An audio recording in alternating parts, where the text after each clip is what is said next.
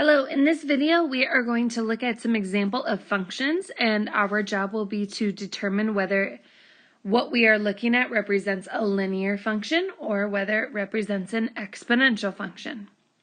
So the first thing we're going to look at is a couple tables.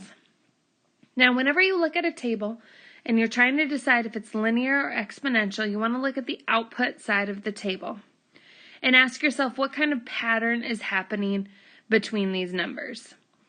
A linear table is going to have a pattern of either adding or subtracting, and an exponential table is either going to have a pattern of multiplying or dividing.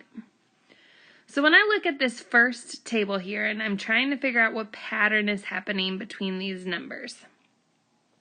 Well, I know that 2 plus 8 could get me to 10, or I know that 2 times 5 could get me to 10. So my pattern's either going to be plus 8 or it's going to be times 5. I just have to figure out which one of those matches with the entire table. Well, if I look at my next two numbers, 10 and 50, 10 plus 8 does not make 50, but 10 times 5 does make 50. So that tells me that this table has a pattern of multiplying by 5. Now, because this table has a pattern of multiplying by 5 or timesing by 5, that's how I know that this table is exponential. If I look at the next table, again, I'm trying to find the pattern 2 to 7. That's either going to be plus 5, or I actually don't know of anything 2 times something that makes 7. So let's see if plus 5 works for the rest of our table. 7 plus 5 makes 12. 12 plus 5 makes 17. So the pattern of this table was plus 5, which means that it is a linear function. These next two tables. Again, we're always looking at the output side and trying to determine the pattern. 100 down to 50. That's either going to be minus 50 or it's going to be divided by 2. We got to figure out which one of these options matches the whole table. Well, 50 down to 25. Oh, that's the pattern of divide by 2. And since the pattern is dividing, I know that this table is going to be exponential. And lastly, we got a table over here, 100 down to 90, that's like minus 10. Yep, 90 minus 10 gives me 80, and 80 minus 10 gives me 70. So since this pattern is subtraction, I know that this table represents a linear function. Now that we know how to decide if tables are linear or exponential, let's look at graphs. Graphs are a little bit easier.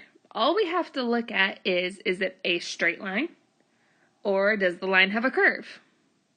If it has a curve, like this first problem, that is automatically exponential. If the graph is perfectly straight, like this second one, that graph is linear. Let's look at two more. Oh, perfectly straight line, so I know that that one has to be linear. This graph has a curve, so it's going to be exponential. We've looked at tables, we've looked at graphs. Now let's look at some situations. How does this actually apply to the real world? Dasha has $120. Each day she spends $8 on lunch from Bibs. So we want to know, is this exponential or is it linear? Well, Dasha has $120 and she's spending $8 on lunch, so that's like minus 8. And every time she goes to Bibs, it's going to be minus 8 minus 8. So the pattern is subtraction, which means this is going to be a linear situation. Uma has the chicken pox. It started with just 2 pox, but each hour the number of spots triples. So 2 pox, but this word triples tells me I'm going to go times 3. Times 3, until, he runs out of chickenpox space. So the pattern's multiplying, which means this situation needs to be exponential. And lastly, a shirt was originally $25. each week the shirt is discounted an additional 10%, or a factor of 0.9.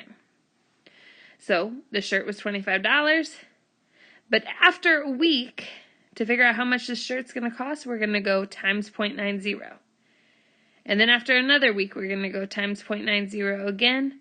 And after another week, 0.9 times 0.90 until this shirt finally gets bought. So we're multiplying again. So this situation is exponential. So to summarize, to determine if something is linear or exponential, you have to look at the pattern. If the pattern is adding or subtracting, it's linear. But if the pattern is multiplying or dividing, it's exponential.